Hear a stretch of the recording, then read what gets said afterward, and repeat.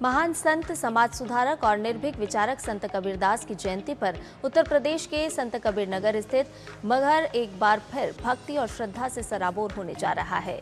यही वो पावन भूमि है जहां संत कबीर ने सदियों पुरानी मान्यताओं को चुनौती देते हुए अपना महापरिनिर्वाण स्वीकार किया।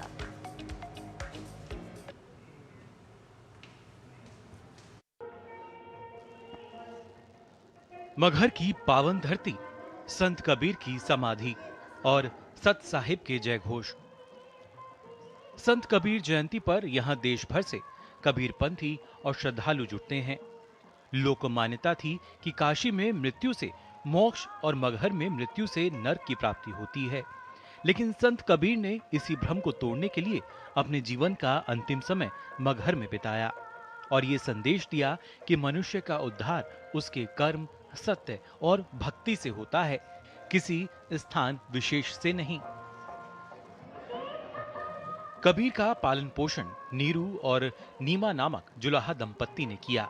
उन्होंने करघे पर वस्त्र बुने, लेकिन अपने दोहों और साखियों से समाज की चेतना को नई दिशा दी। उन्होंने जातिवाद, धार्मिक कट्टरता और कर्मकांडों का निर्भीक विरोध किया और प्रेम, समानता तथा आत्मचिंतन को जीवन का सबसे बड़ा धर्म बताया। बड़ा हुआ तो क्या हुआ, जैसे पेड़ खजूर, पंथी को छाया नहीं, फल लागे अति दूर। आज भी उनके दोहे समाज को विनम्रता, सदाचार और मानवता का संदेश देते हैं।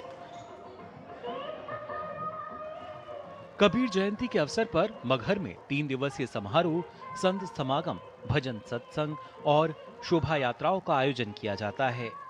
देश विदेश से आने वाले कबीरपंथी उनकी समाधि और मजार दोनों पर श्रद्धा अर्पित करते हैं।